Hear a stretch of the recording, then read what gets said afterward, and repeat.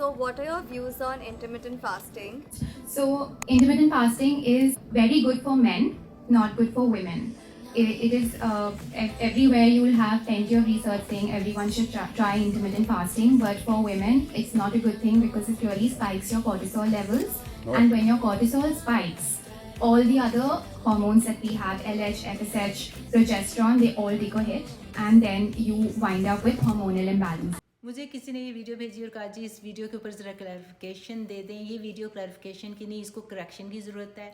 मुझे नहीं पता कि ये स्टूडेंट हैं या डॉक्टर्स हैं, लेकिन जो भी ये बात कर रहे हैं इंटरमिटेंट फास्टिंग वो बिल्कुल गलत बात है। इंटरमिटेंट फास्टिंग जो होती है उसके पीछे साइंस समझनी चाहिए, और मेरा ख्याल है वो कंफ्यूज कर रहे हैं इंटरमिटेंट फास्टिंग को कैलोरी रिस्ट्रिक्शन डाइट या कीटोजेनिक डाइट या ऐसी डाइट से जिसके अंदर आप अपनी न्यूट्रिशन को पूरा नहीं करते। इंटरमिटेंट फास्टिंग जो होती है वो होती है टाइम रिस्ट्रिक्टेड डाइट, जिसका ये मतलब होता है कि लोग एक प्रोटोकॉल बना लेते हैं कि जी हमने 12 घंटे जो है बिल्कुल कुछ नहीं खाना, कुछ लोग 14 घंटे बिल्कुल नहीं खाते और सिर्फ पानी पीते हैं, या 16 घंटे जो है वो कुछ खाते पीते नहीं, और जो बाकी 8 घंटे होते हैं उसके अंदर वो अपनी पूरी न्यूट्रिशन लेते हैं। यानी कि सुबह 2/3 खाना खाते हैं तो नाश्ते में दबा के एग्स प्रोटीन पूरी इनटेक लेते हैं, उसके बाद लाइट लंच करते हैं, उसके बाद जो है शाम को वो 6 या 7 बजे खाना पीना बंद कर देते हैं। तो उनके 8 घंटे जो खाने पीने होते हैं उसमें बहुत मतवाजन गज़ा लेते हैं, उससे हम कहते हैं इंटरमिटेंट फास्टिंग। उसका बहुत ज़्यादा फ़ायदा होता है, आपकी लाइफ को जो है वो डिसिप्लिन करता है, स्ट्रक्चर में लेकर आता है, और ये फीमेल हार्मोन्स को बिल्कुल ख़राब नहीं करता, बल्कि intermittent fasting is the first line of treatment.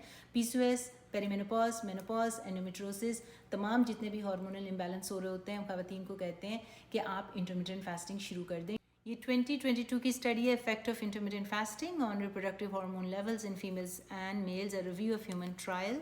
इसका रिजल्ट ये निकला जी कि fasting did not have any effect on oestrogen, gonadotropins and prolactin. Gonadotropins होते हैं जी LH एंड FSH, जिसमें ये बच्ची बता रही थी कि हार्मोन्स ख़राब हो जाते हैं, तो स्टडी ने प्रूव किया ऐसी कोई बात नहीं है। As for man it sure reduce levels of testosterone in the lean muscle mass. अब जो लीन थोड़े से पतले दुबले बंदे थे उनके अंदर थोड़ा सा टेस्टोस्टेरोन लेवल के कम हो गए। ये 2023 की स्टडी है जिसका टाइटल है cardio metabolic effects of intermittent fasting in women, और उसका रिजल्ट ये निकला था it seems to improve body composition and values of several cardio metabolic parameters.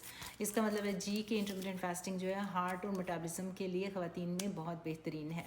हम डायर्नल एनिमल्स हैं, हम नॉक्टर्नल नहीं हैं, जिसका ये मतलब है कि हम खाने पीने, स्नैकिंग और हर वक्त जिस तरह जानवर घास चर रहे होते हैं उसके लिए नहीं बने हुए। हम रात को सोने के लिए और दिन को जागने के लिए और खाने पीने के लिए और सर्टेन आवर्स के लिए आपने खाना पीना होता है, और रोज़ा भी यही करता है, लेकिन हम रमज़ान में कर रहे होते हैं। इंटरमिटेंट फास्टिंग आपके ग्लूकोज के स्पाइक को कंट्रोल करेगा। जब ग्लूकोज का स्पाइक कंट्रोल होगा तो इंसुलिन सेंसिटिविटी कंट्रोल होगी, इंसुलिन कंट्रोल होगा तो आपके पूरे जिस्म का मेटाबॉलिज्म ठीक होगा। इंटरमिटेंट फास्टिंग जो होता है वो AMP काइनेज को रेगुलेट करता है, अप रेगुलेट करता है, और AMP काइनेज जो होता है इंसुलिन सेंसिटिविटी को इंक्रीज़ करता है, जिसकी वजह से ग्लूकोज के बार बार स्पाइक नहीं होंगे, तो इससे आपको फ़ायदा हो जाएगा। मेलाटोनिन वो वाला हार्मोन है जो आपको नींद के लिए चाहिए। जब आप रात हो जाती है, अंधेरा हो जाता है, तो आपको कुछ नहीं खाना पीना चाहिए, तब मेलाटोनिन पैदा होता है। अब अगर आप खाना पीना शुरू कर देंगे तो बॉडी को लगेगा जी आप तो इंसुलिन पैदा करनी चाहिए। जब इंसुलिन पैदा होगी तो मेलाटोनिन की प्रोडक्शन को रेगुलेट नहीं कर सकेगा।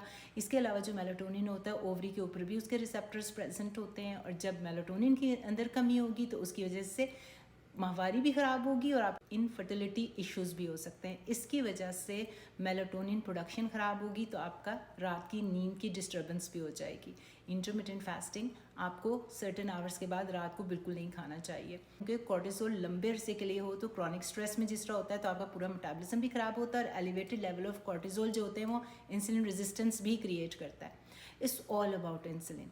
इंटरमिटेंट फास्टिंग जो है वो आपकी इंसुलिन स्पाइक को ही कंट्रोल कर रही है through glucose metabolism. Intermittent fasting से आपकी सर्कैडियन रिदम भी ठीक होता है, यानी कि आपने सर्टेन आवर्स के बाद जब खाना पीना बंद कर दिया रात को तो आपकी बॉडी के जो सर्कैडियन रिदम होता है वो भी नॉर्मलाइज होना शुरू हो जाता है।